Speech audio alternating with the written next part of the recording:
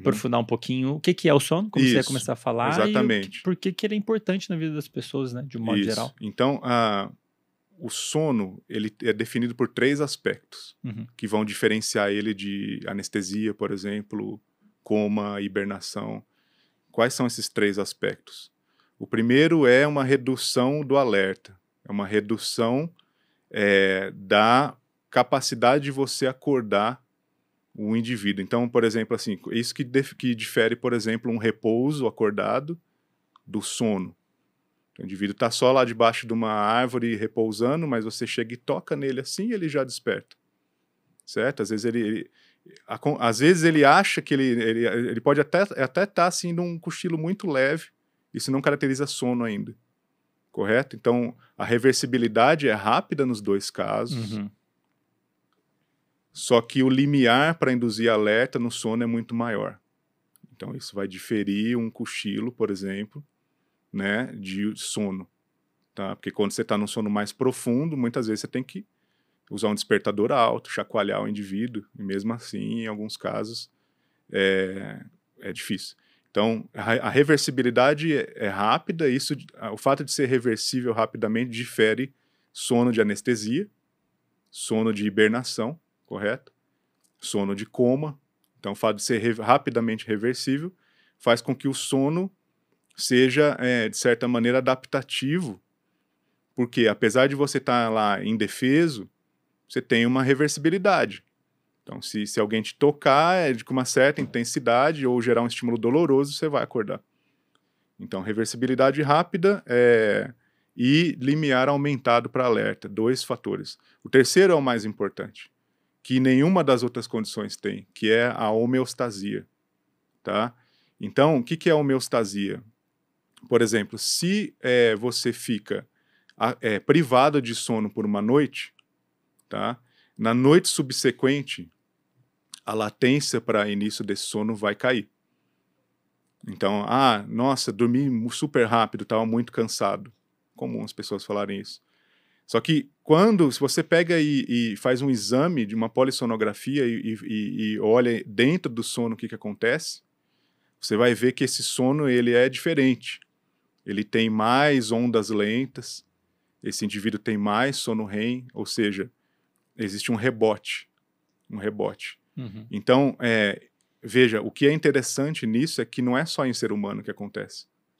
Uma drosófila, uma mosquinha, tem rebote de sono. O rebote, o Cleiton, então, o que você está querendo dizer é que é muito evidente que o sono, ele por vários motivos, ele é necessário. Se a gente deixar de dormir ou não dormir adequadamente, pelo menos em alguns aspectos, essa falta de sono vai ser cobrada. Então, se eu tiver um sono hoje, na próxima noite, um sono com pouco sono profundo, que é uma das fases do sono, que é onde tem as tais ondas lentas, né? Digamos que eu tô ansioso, tive um sono mais leve, fiquei acordando, que foi realmente o caso, inclusive, da última noite. Na próxima noite é de se esperar que haja uma tentativa do corpo de compensar e a próxima noite que eu conseguir dormir bem, eu vou ter mais sono profundo. Isso, é um ajuste homeostático, né, no sentido de manter o equilíbrio, homeostasia, certo? Esse ajuste homeostático ele é observado em todos os animais, tá? Até em C. elegans, que é um verme. Então, esse vermezinho extremamente simples, né? Tem algum animal, Cleiton, que... Existe algum animal que não dorme? Que não tem um período de quiescência equivalente ao sono? Todo animal que é suficientemente estudado, eles encontram algum período de quiescência. Eu diria que até uma célula, né? Se a gente for olhar a atividade de uma célula, ela tem períodos de maior atividade e períodos de menor atividade, eu acredito, Sim, né? Por exemplo, as nossas células, de uma maneira geral, elas têm um clock, né? As clock genes, os genes do relógio. Então, elas oscilam, né? Sim. Elas têm o tempo delas. Um canal iônico tem o seu próprio tempo, certo? Ele fica um tempo parado, em repouso, e depois ele pode ser aberto ou fechado. Todas as moléculas têm seu próprio tempo, certo? Agora, o ser humano ele é o único que inventa dispositivos para interromper isso. Esse é o problema. Então, e ele criou várias situações na sociedade em que esse sono ele é de alguma maneira inclusive criminalizado, Certo.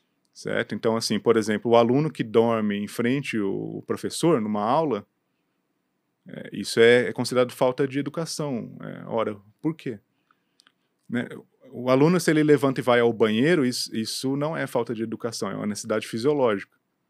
O aluno que dorme deveria ser encarado como uma necessidade fisiológica também, correto? Uhum. Então, a gente pode controlar a hora que a gente acorda, mas a gente não controla a hora que a gente dorme.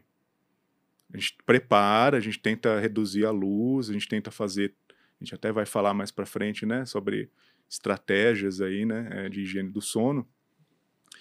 Mas o fato é que muitas vezes você faz tudo direitinho e mesmo assim não consegue pegar no sono. É um processo que ele não está no nosso controle, certo? O que deixa muita gente frustrado, né? Muito Porque frustrado.